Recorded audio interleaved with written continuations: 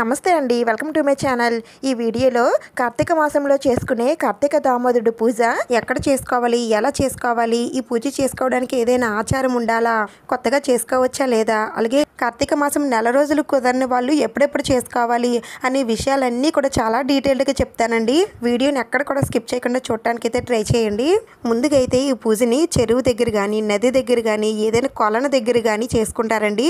పూర్వకాలంలో అయితే బావి దగ్గర, ఇంకా చిన్న చిన్న కాలువల దగ్గర కూడా చేసుకుంటారండి. అది కూడా మంచినీళ్ళు వెళ్ళే కాలువలు ఉంటాయి కదా, వాటి దగ్గర కూడా ఈ పూజను అయితే చేసుకుంటారు. ఇప్పుడు మనకి అలాంటి ఛాన్స్ అయితే లేదు కాబట్టి మనం ఈ పూజని ఇంట్లోనే చేసుకోవచ్చు. తులసికోట ఉన్నవారైతే తులసికోట దగ్గర చేసుకుంటారు.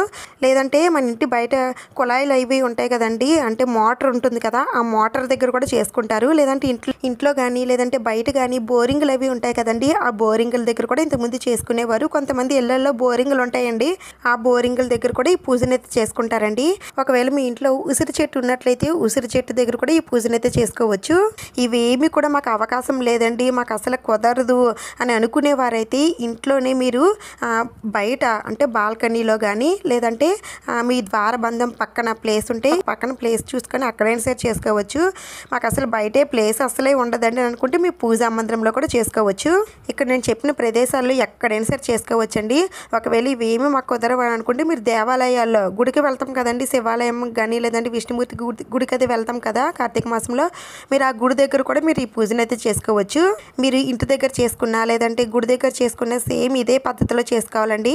ముందుకైతే మీరు పూజ చేసే చోట ఈ విధంగా పసుపు రాసి చక్కగా బియ్యం పిండితో ముగ్గులు అవి వేసుకోండి. ముగ్గులు వేసుకున్నాక చుట్టూ డిజైన్ అయితే వేయడం అస్సలు మర్చిపోకండి. దామోదరుడు అంటే ఎవరో కాదండి, విష్ణుమూర్తిని కార్తీక మాసంలో దామోదరుడుగా పిలువబడతారు. శివకేశవులకి భేదం లేదని అంటారండి. ఈ కార్తీక మాసంలో శివకేశవులు ఇద్దరిని పూజిస్తే ఎంతో మంచి ఫలితాలు అయితే దక్కుతాయండి. కార్తీక మాసంలో చిన్న దీపం పెట్టినా సరే అది ఎంతో పుణ్యాన్ని, ఎంతో ఫలాన్ని తెచ్చిపెడుతుందని అంటారు. కార్తీక మాసంలో చేసే కార్తీక దామోదరుడు పూజ చాలా విశేషం అండి. ఈ నెల రోజులు కూడా కార్తీక దామోదరుడిని భక్తి శ్రద్ధలతో పూజించినట్లయితే తప్పకుండా ఆ విష్ణుమూర్తి, లక్ష్మీదేవి ఆశీర్వాదం తప్పకుండా కలుగుతుంది. అయితే ఈ పూజ కార్తీక మాసం నెల రోజులు చేసుకుంటారండి. అయితే ఈ పూజ చేసుకోవడానికి ఏదైనా ఆచారం అది ఏమీ అవసరం లేదండి, ఎవరైనా సరే చేసుకోవచ్చు. ఇంతవరకు చేయని వారు కూడా స్టార్ట్ చేసుకొని చేసుకోవచ్చండి. ఒక సంవత్సరం చేస్తే ప్రతి సంవత్సరం చేయాలా అలాంటి డౌట్స్ ఏమీ పెట్టుకోకండి. మీకు ఎప్పుడు వీలైతే అప్పుడు చేసుకోవచ్చు. కార్తీక మాసం నెల రోజులు చేసుకున్న వారు ఈ విధంగా చేసుకుంటారండి. ఒకవేళ నెల రోజులు మాకు కుదరదండి అని అనుకుంటే మీకు కార్తీక సోమవారాలు కుదురుతాయి కదండి, కార్తీక సోమవారాల్లో చేసుకోవచ్చు, లేదా కార్తీక శనివారాల్లో చేసుకోవచ్చు, లేదంటే ఏకాదశల్లో, క్షీరాబ్ది ద్వాదశి రోజున, ఇంకా పౌర్ణమి రోజుల్లో, ఇలా ప్రత్యేకమైన రోజుల్లో కూడా మీరు చేసుకోవచ్చు. లేదంటే మీకు కార్తీక మాసంలో ఎన్ని రోజులు కుదురుతాయో అన్ని రోజులు చేసుకోండి. అయితే పూజ ఎప్పుడు చేసుకోవాలంటే తెల్లవారుజామునే చేసుకోవాలండి. అంటే కృత్తికా నక్షత్రాలు ఉన్నప్పుడు మాత్రమే చేసుకోవాలి. ఎందుకంటే ఈ మాసంలో చంద్రుడు కృత్తికా నక్షత్రానికి దగ్గరగా ఉండడం వలన ఈ మాసానికి కార్తీక మాసం అని పేరు వచ్చింది. కాబట్టి ఈ నెల అంతా కూడా కృత్తికా నక్షత్రాలు ఉంటాయండి. అందుకని ఈ నెల రోజులు కూడా కృత్తికా నక్షత్రాలు అంటే సూర్యోదయం అవ్వకముందే ఈ పూజను అయితే చేసుకోవాల్సి ఉంటుంది. మనకి ఇంచుమించు సూర్యోదయం రోజు కూడా 6 గంటలకు అవుతుందండి కార్తీక మాసంలో. అయితే మీరు 6 గంటలకు ముందే మీరు ఈ పూజను అయితే చేసుకోండి. ఒకవేళ మాకు ఉదయం పూట మాకు కుదరదండి, మేము అంత ఉదయాన్నే లేగలేమని అనుకునేవారు సాయంత్రం కూడా చేసుకోవచ్చు. సాయంత్రం అయితే సూర్యాస్తమయం అయిపోయిన తర్వాత చేయాలి. అంటే ఇంచుమించు రోజు కూడా మనకి 5:20 నిమిషాలకైతే మనకి సూర్యాస్తమయం అయితే అవుతుందండి. ఆ తర్వాత మీరు ఈ పూజను అయితే చేసుకోవచ్చు. రోజు ఉదయం సాయంత్రం పూజ చేసుకుంటే మంచిది. లేదు మాకు ఒక పూటే కుదురుతుంది అనుకుంటే ఒక పూటే చేసుకోండి. నేనైతే ముగ్గు వేసేసానండి, మా తులసి కోటని ఇలా అందంగా అలంకరించుకున్నాను. ఇప్పుడు పూజ ఎలా చేయాలో చూద్దాం. ఇలా ముగ్గు వేసుకున్న తర్వాత ఒక ఇత్తడి ప్లేట్ ఒకటి తీసుకోండి. ఇప్పుడు ఈ ప్లేట్లో నేను 2 తమలపాకులు అయితే పెట్టుకుంటున్నాను. మీరు ఈ తమలపాకులు నేరుగా ముగ్గు పైన పెట్టుకోవచ్చు, లేదంటే ఇలా ప్లేట్లో అయినా సరే పెట్టుకోవచ్చు. ఇప్పుడు ఒక తమలపాకులో వినాయకుడిని పెట్టుకోవాలండి. అది కూడా పసుపు వినాయకుడిని పెట్టుకోవాలి. ఈ విధంగా పసుపులో కొద్దిగా గంగాజలం కానీ, మంచినీళ్ళు కానీ కలిపి ఇలా పసుపు ముద్దలా చేసుకొని కుంకుమతో బొట్టు పెట్టాలండి. అది కూడా వినాయకుడికి తలపైన బొట్టు పెడితే వినాయకుడు అవుతారు. అందుకని ఈ విధంగా తలపైన బొట్టు పెట్టి మనం వినాయకుడిని ఇలా తమలపాకులో పెట్టుకోవాలి. ఇంకా రెండో ఆకులో దామోదరుడిని పెట్టుకోవాలండి. ఈ దామోదరుడిని ఎలా తయారు చేసుకుంటారంటే, తులసికోట ఉన్నవారు ఆ తులసి కోటలోంచి కొద్దిగా మట్టిని తీసుకొని దామోదరుడిని అయితే తయారు చేసుకుంటారండి. మరి తులసి కోట లేని వారు ఎలా చేసుకోవాలని అంటే, మనకి మొక్కలు అవి ఉంటాయి కదండి, ఆ మొక్కల ప్లేస్లో ఉన్న మట్టిని తీసుకొని రావచ్చు. లేదంటే పుట్టమన్ను మనకి మార్కెట్లో దొరుకుతుందండి. ఆ పుట్టమన్ను తెచ్చుకునైనా సరే మీరు రోజు దామోదరుని అయితే తయారు చేసుకోవచ్చు. లేదా మనకి నాగల చవితి అవుతుంది కదండి, నాగల చవితి రోజున పుట్ట దగ్గర ఉన్న పుట్టమన్నునైనా సరే తీసుకొని వచ్చి మీరు దామోదరుడిగా తయారు చేసుకొని మీరు రోజు పూజనైతే చేసుకోవచ్చు. ఈ విధంగా చేసుకున్న తర్వాత ఈ దామోదరుడికి కూడా ఇలా కుంకుమతో బొట్టు పెట్టి ఈ ఆకులో పెట్టుకోండి. ఇప్పుడు మీ దగ్గర ఉన్న పువ్వులతో వినాయకుడిని అలాగే దామోదరుడిని ఇద్దరిని కూడా అందంగా అలంకరించుకోండి. ఇక్కడ ఈ విధంగా 2 తమలపాకులు వేసుకొని 2 దీపపు కుందులు అయితే పెట్టుకుంటున్నానండి. మీరు ఇలా ఇత్తడి కుందులని పెట్టుకోవచ్చు, లేదంటే మట్టి ప్రమిదలైనా సరే పెట్టుకోవచ్చు. వీటితో పాటు తులసి దీపాలు అలాగే కొబ్బరికాయ దీపం కూడా పెట్టుకుంటున్నాను. ఇవే కాదండి, ఇంకా మీకు దొరికినట్లయితే అరటి టొప్పల్లో కూడా దీపారాధన చేసుకోవచ్చండి. లేదంటే ఉసిరికాయలు దొరికితే ఉసిరికాయల పైన కూడా మీరు దీపారాధన చేసుకోవచ్చు. ఈరోజు ముఖ్యంగా ఇలా కొబ్బరి చిప్పలో కూడా దీపారాధన చేస్తే చాలా చాలా మంచిదండి. ఇక్కడ నేను ఒక కొబ్బరి చిప్పని అయితే తీసుకున్నాను. అది నించోవడానికి కొద్దిగా కింద బియ్యం అయితే వేసుకున్నానండి. మీరు కొద్దిగా బియ్యం వేసుకోవచ్చు, లేదంటే బియ్యం పిండి అది ఉంటుంది కదండి, బియ్యం పిండి కూడా వేసుకోవచ్చు. అంటే అది నించోవడానికి వేస్తున్నాం కాబట్టి పర్లేదు, కొద్దిగైనా సరే వేసుకోవచ్చు. వేసుకున్న తర్వాత ఈ కొబ్బరి చిప్పకి కూడా చుట్టూ కుంకుమతో బొట్లు పెట్టుకున్న తర్వాత దీనిలో ఆవు నెయ్యి కానీ లేదంటే కొబ్బరి నూనె కానీ నువ్వుల నూనె కానీ వాడొచ్చండి. ఇంకా తర్వాత ఒత్తులు ఎన్ని వేయాలంటే పువ్వొత్తులు అయితే నేను తీసుకుంటున్నానండి. పువ్వొత్తులు కానీ అడ్డవత్తులు కానీ ఏవైనా సరే తీసుకోవచ్చు. నేను ఇక్కడ పువ్వొత్తులు తీసుకుంటున్నానండి. ఈ పువ్వొత్తులు అయితే నేను ఇక్కడ 3 తీసుకుంటున్నాను. అయితే కొబ్బరి చిప్పలో దీపారాధన రోజు చేయాలా అండి అంటే, ఇక్కడ నేను చెప్పిన దాంట్లో మీకు ఏవి దొరికితే ఆ వాటిలో దీపారాధన చేసుకోవడానికి ట్రై చేయండి. లేదంటే మీ దగ్గర ఇలా దీపపు కుందులు కానీ మట్టి ప్రమిదలు కానీ ఉంటాయి కాబట్టి వాటిల్లో అయినా సరే మీరు దీపారాధన చేసుకోవచ్చు. అయితే రోజు పూజ చేసినప్పుడు ఈ విధంగా రోజు పసుపు రాసి ముగ్గు వేసుకోవాలా అని మళ్ళీ మీకు సందేహం అయితే రావచ్చు. అవునండి, రోజు మీరు ఈ విధంగా పసుపు రాసి ముగ్గు అయితే వేసుకోవాల్సిందే. ముగ్గు లేని పూజ అస్సలు చేయకూడదు. చిన్న ముగ్గైనా సరే వేసి మీరు పూజనైతే చేసుకోవాల్సి ఉంటుందండి. ఇంతేనండి, పూజలో ఈ విధంగా కార్తీక దామోదరుడిని దీపపు కుందులు అన్నీ ఈ విధంగా పెట్టేసుకున్న తర్వాత ముందుగా ఏకహారతతో దీపారాధన అయితే చేసుకొని మీరు ఎన్ని దీపాలు అయితే పెట్టుకుంటారో అన్ని దీపాలు కూడా వెలిగించేసుకోండి. ముందుగా మనం పూజించాల్సింది వినాయకుడిని కాబట్టి వినాయకుడికి దీపదూప నైవేద్యాలతో సహా పూజనైతే చేసుకోవాల్సి ఉంటుందండి. వినాయకుడికి కొద్దిగా పసుపు కుంకుమ అక్షింతలు పువ్వులు అన్నీ కూడా సమర్పించి స్వామివారి అష్టోత్తరాలు కానీ లేదంటే స్వామివారి 21 నామాలు ఉంటాయండి, ఆ నామాలు కానీ అవి కూడా మేము చదవలేమని అనుకుంటే ఓం గం గణపతియే నమః అనే మంత్రాన్ని 11 సార్లు కానీ 21 సార్లు కానీ 51 సార్లు కానీ 108 సార్లు కానీ మీకు ఎన్నిసార్లు వీలైతే అన్ని సార్లు ప్రశాంతంగా చదువుకొని ఆ స్వామివారికి పూజనైతే చేసుకోండి. ఆ తర్వాత ధూపం చూపించి అగరబత్తులతో ధూపం చూపించి ఏదైనా నైవేద్యం నివేదన చేయండి. అంటే స్వామివారికి ఎక్కువగా బెల్లం మొక్కి ఇష్టపడతారు కాబట్టి బెల్లం కానీ లేదంటే అరటిపళ్ళు కానీ లేదంటే అటుకులు కానీ లేదంటే షుగర్ చిప్స్ కానీ ఇలా మీ దగ్గర ఏ ఉంటే అవి నైవేద్యంగా నివేదన చేయండి.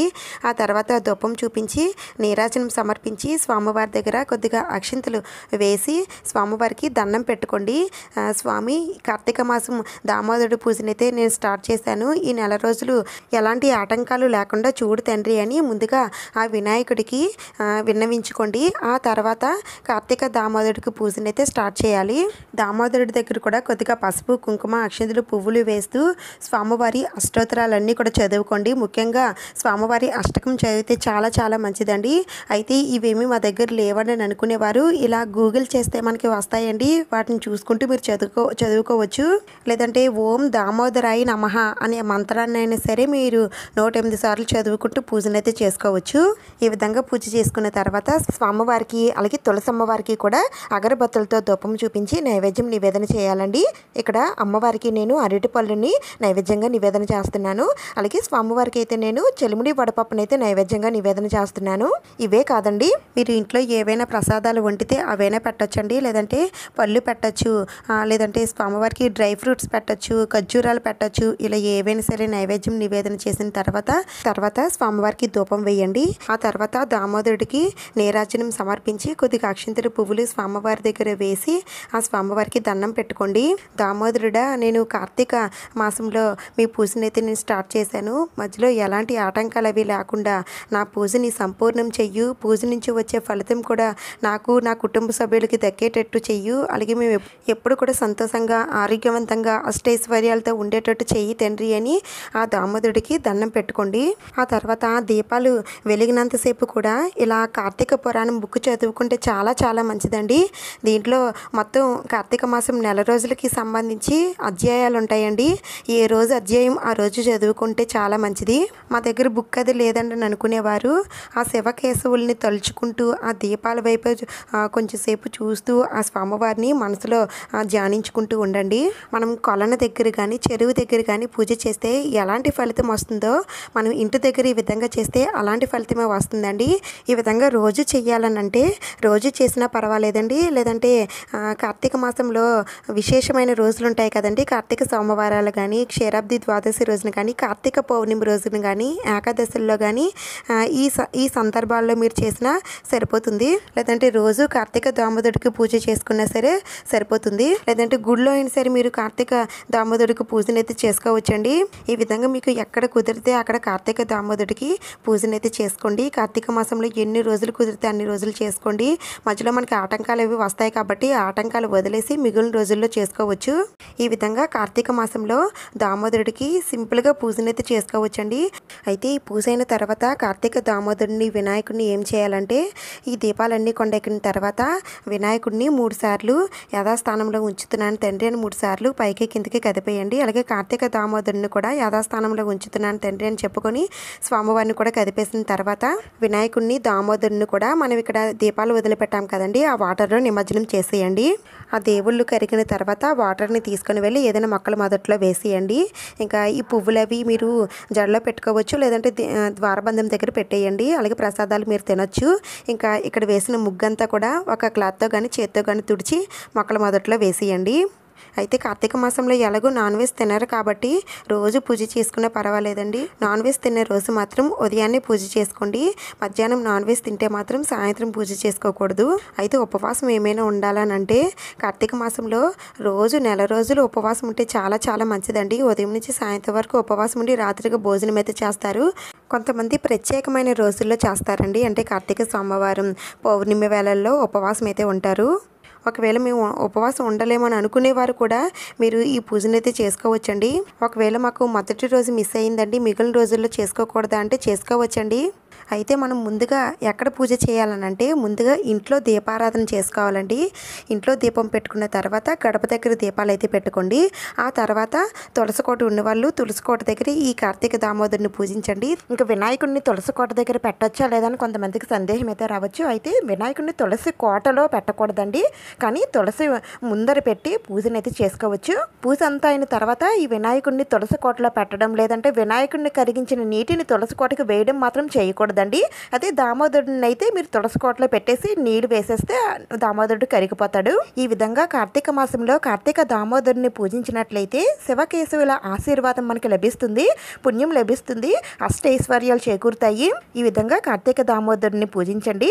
మీకు ఎన్ని రోజులు కుదిరితే అన్ని రోజులు ఉదయం కానీ సాయంత్రం కానీ కృత్తిక నక్షత్రాలు రాత్రి వేళల్లో ఉంటాయండి. అందుకని సూర్యుడు అస్తమించిన తర్వాత మాత్రమే కృత్తిక నక్షత్రాలు వస్తాయి కాబట్టి అందుకని మీరు ఉదయం కానీ సాయంత్రం కానీ ఎప్పుడైనా సరే చేసుకోవచ్చు. మీకు టైమింగ్స్ కూడా కావాలి అనుకుంటే ఉదయం 4 గంటల నుంచి 6 గంటల లోపు చేసుకోవచ్చండి. అది సాయంత్రం అయితే 6 గంటల నుంచి రాత్రి 8 గంటల లోపు మీరు ఈ పూజను అయితే చేసుకోవచ్చు. రోజు ఇదే టైంకి చేసుకోవచ్చండి. ఈ విధంగా పూజ చేసుకోండి. మీకు ఏమైనా డౌట్స్ ఉంటే నన్ను కామెంట్స్లో అడగండి. ఈ వీడియో మీకు యూజ్ అయింది, నచ్చిందని అనిపిస్తే ప్లీజ్ తప్పకుండా లైక్ చేయండి, షేర్ చేయండి, సబ్స్క్రైబ్ చేసుకోండి. ఇంకొక మంచి వీడియోతో మళ్ళీ కలుద్దాం. Thank you for watching.